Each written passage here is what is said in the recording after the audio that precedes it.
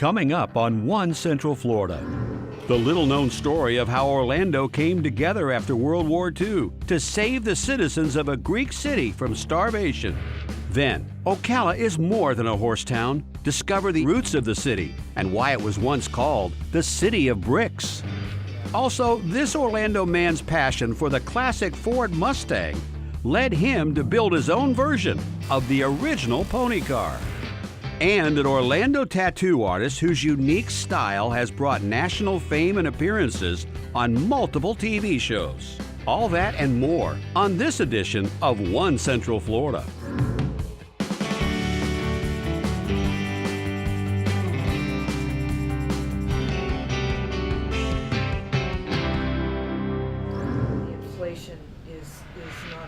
Lisa Comechos loves history. She holds a master's degree in American history and has been teaching the subject much of her adult life. Her Greek roots are part of her own history. Her grandfather, John Comechos, left the port city of Volos, Greece in 1916 and eventually made Orlando his new home. When John passed, Lisa found herself propelled along a path of both personal and professional discovery. My dad started finding all of these letters, and I grabbed my handy-dandy modern Greek dictionary and I started to translate them. And I thought, this is strange. These are letters from people asking for money, and they're thank you letters for having sent money. She had come upon a window to a forgotten chapter in the history of two seemingly disparate cities. Like forever Greece, forever America. Spring 1946. The most terrible war in human history had ended just months before. The devastation was widespread. In early 1946, my grandfather received 2 letters from his brothers, George and Stavros. You know, crops had been burned, animals, the livestock had all been killed. They burned every single fishing boat and destroyed all the docks in the port, so nobody could eat.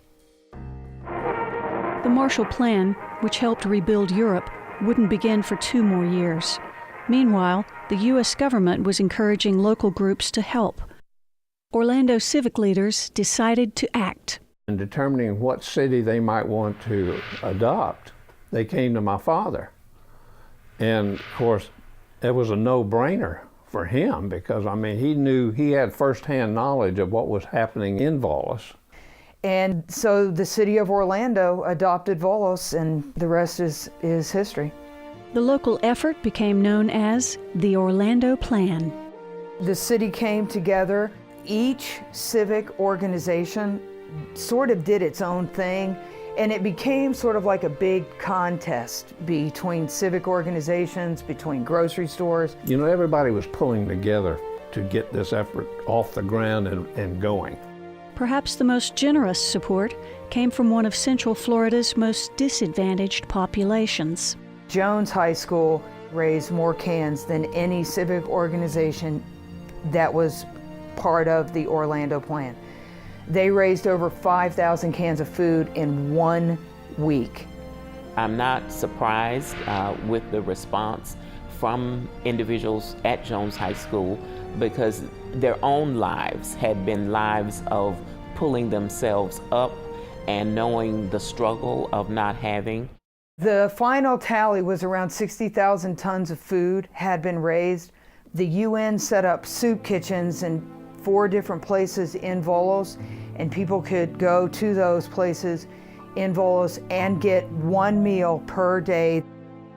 The insurance agents of Thessaly operating in Thessaloniki and in Volos sent a letter to my grandfather thanking him, thanking my grandmother, and thanking the United States for being the open-hearted country that they were, just voicing that without the work of the Orlando people, the citizens of Volos would have died.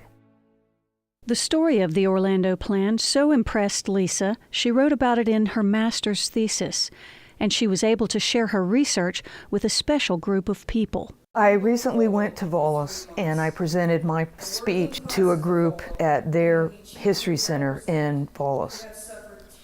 And it was very overwhelming to look out in the audience and see the faces of people that went through this. And some of them were old enough to have lived through it. But all of a sudden, it's not some letter that I'm doing research on. There's a real person sitting out there who either went through that or their family did. For Lisa, the story of the Orlando Plan is far more than a history lesson. Despite all the problems that America has right now, the world still looks to us as that beacon. The world still looks to that statue in New York Harbor, and it means something, and we have to remember that.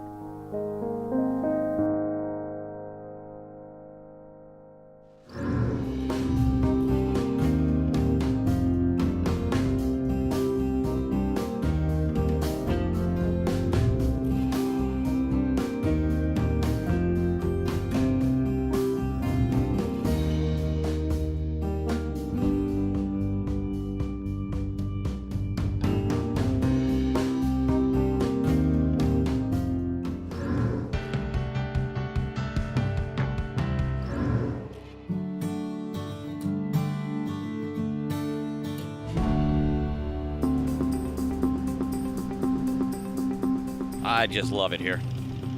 I love living in Ocala. We have a lot of recreation. You have the Silver Springs Parks. You have a couple different playgrounds that are huge. You have trailheads you can go biking on. Pretty much you name it, you have it right here in Ocala. Located in the heart of Marion County, Ocala is near what is thought to be the site of the 16th century Timucuan Indian village of Ocali. Ocala's modern history is also tied to Native Americans. Fort King was built in 1827 on the outskirts of present-day Ocala, first to keep the peace, and later to fight a war with the Seminole Indians. The modern city of Ocala was founded in 1849. Important to its early growth were its nearby springs. The waterways, primarily Silver Springs, brought passengers as well as freight. And in later years, when the town was established here, citrus was very important to Central Florida, as well as phosphate. The city today boasts a large historic district, including a downtown. But unfortunately, none of Ocala's original buildings still stand. When the original city burned in 1883 on Thanksgiving Day, most of the city was built of wood, including the sidewalks. Many of the buildings that were immediately built post that era were brick. And so very rapidly, Ocala became known as the Brick City throughout the state of Florida. The city's Fort King Residential Historic District contains many examples of Victorian architecture. Much of Ocala's culture and economy involves horses. There's only a few designations in the entire world that are allowed to use the word horse capital, and so we're one of those designations. And there's significant horse farms and have been since the 1940s. Every year they do tremendous shows here in Ocala, and it brings people in from not only throughout the country, but throughout the world. We also promote the arts. There's an extensive art community here in Central Florida, and there's some great museums, one of them being the Appleton Museum. I like to think of that as being one of our hidden gems. With a population of around 60,000 and growing, Ocala looks to the future and the past. We are growing, and at the same time, we're trying to hold on to our history, which is always somewhat of a challenge, but we're fortunate in preserving many of our historic buildings and getting people encouraged to find out more about the neighborhood which they live and play. Tuscarora Park is a peaceful place. It's loving. You know, we see all kind of people walk by. I like to walk in the park. It's relaxing and it's peaceful. I have lived here all 33 years of my life. I was born and raised here. And what I love most about Ocala is it's just a beautiful town to live in. It's small, it's comfy, and it's a great place to raise your children. Coming up on One Central Florida, taking it through the streets in a new kind of Mustang, made right here in Central Florida. Also, an Orlando tattoo artist who turned a childhood dream into a very personal style of art.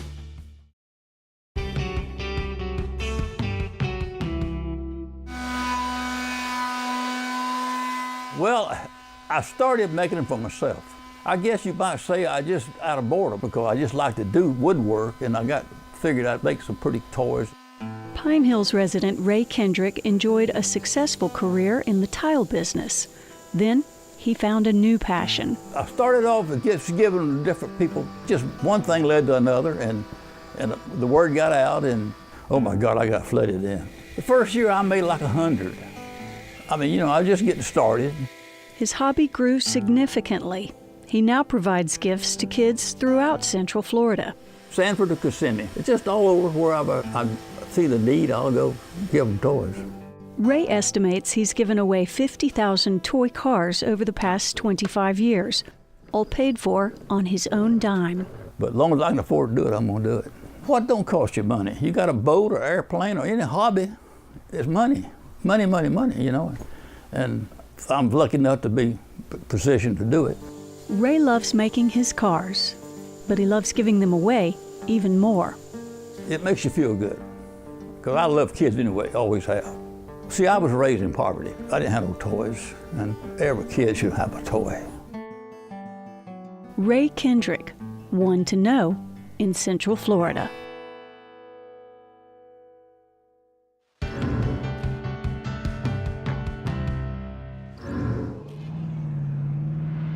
My first car was a '65 Mustang.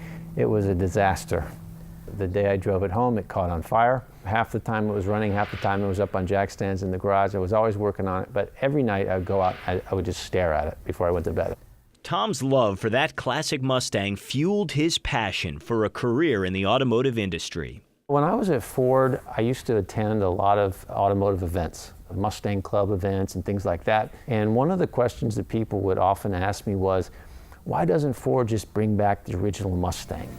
The Mustang, a car with no bad angles, a car with an unexpected... I wish I could just go to the dealer and buy a brand new 1966 Mustang. That always stuck with me, and I was intrigued by the idea of being able to do that. And do that, he did.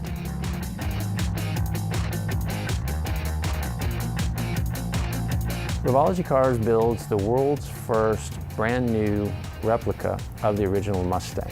Our cars have the character and style of the original Mustang, but they're redesigned, re-engineered with modern technology to make them perform better, get more comfortable, more reliable, safer, and also to make them cleaner. Nathan Lokes is the product development manager for Revology. Tom sold him on the vision to re-engineer a Mustang from the ground up. I thought it was a really huge idea, huge goals, and a big dream. As far as the design on the Revology Mustang, we really wanted to retain the factory look. Mustang was a great looking car from the beginning. We just really wanted to upgrade all the materials and craftsmanship. The gauges are all digital, modern backing, lighting, LED lighting. Everything has been upgraded. It just has an original look to it. As with any new enterprise, it wasn't always smooth driving. I did have moments where I thought, man, what have I done? Is this, am I completely nuts? In these kind of times, I guess what I've always done is just kind of stayed focused. It's quite a challenge. We started up production in the fall of 2015, and our first completed customer vehicle was delivered in October of 2016. To actually deliver that first car was a pretty amazing feeling. It's all modern technology, and so it drives like a modern car.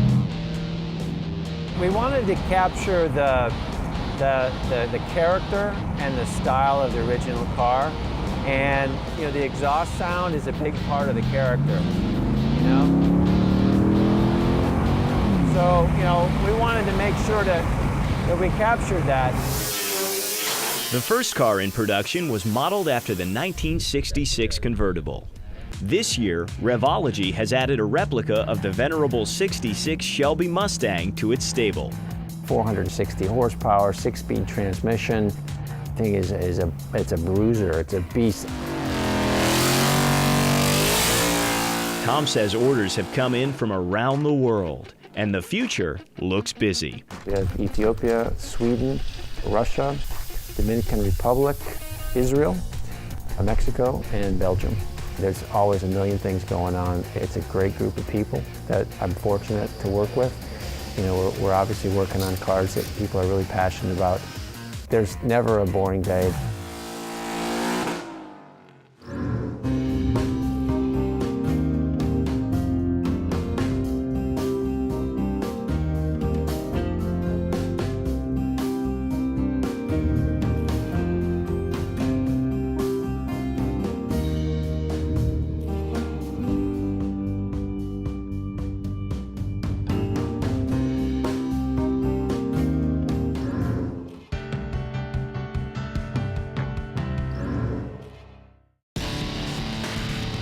I've been a tattoo artist now going on just over 20 years. All through high school, I used to work as an airbrush artist, and a place I worked at was next to a tattoo parlor. Hanging out there so much, I just grew a love and appreciation for this art form. As of right now, it's really hard to do a classification of my style of work. With the popularity of tattooing and the many different genres of style that people got into tattooing, best I could probably say it's more illustrated and animated. I had a childhood dream was to be an animator. That was something that I've always wanted to do. So drawing characters and cartoon, like, you know, things super anime like that was just something I've always done. It was just I was lucky enough to find a way to find a niche in tattooing and be known for that style of tattooing. I was on season 3 of Spike's hit reality show, Ink Master. Being on the show has definitely had a huge impact on my career. Being on a public reality show, my clientele base has grown immensely. I, myself, just personally, I like doing tons of color. I like making things very bold, very vivid. Something that almost looks like a sticker from across the room. What I tell people is that I have a traditional style application, but with a new style flair, meaning that I use a lot of heavy bold lines, a lot of heavy saturation color, but I use a lot more colors to achieve something like that. So it would almost my goal is to try to make something on skin that would look like it was painted on a cell or something that you would see on TV. I can give some advice to some people who are looking to get tattooed. I would tell you to go in, do your research. You know, go into an establishment, look around, talk to the artist, make sure that you feel comfortable. The most important thing to do is that you have a great experience. You know, artwork's all subjective. You know, there's not one style better than the other. You just like what you like. Go in and just get a good sense of vibe, you know, like to find out if this is the establishment for you, if this person is doing a type of tattooing that you would enjoy having. Look around, make sure that the place looks sanitary, make sure that it looks safe, make sure that they're, you know, the counter people, the artists are all handling themselves properly to where you just feel like it's a good, clean environment. You can ask to look at autoclave records. You can ask to see the equipment that they're using, making sure that they're in sterilized, you know, single-use packs or anything like that. Almost every establishment should have a very visual place to where that shows that they've been certified and gone and checked over by the local health department. If someone would say that tattooing is not art, I just would ask what rock they live under. You know, it's been around since the dawn of time. You know, every culture has had their own form of body modification. But for me, it's a visual art. You know, it's no different than painting on canvas or anything. It's a hands-on, you know, trade. You know, I use my hands and my creativity to create something that you can visually see that's donning someone's body. You're getting the opportunity to mark someone's body for the rest of their life. And, you know, it's like I doodle on people for a living. That's my job. You know, it's like even a bad day is still a great day. Like I draw for a living.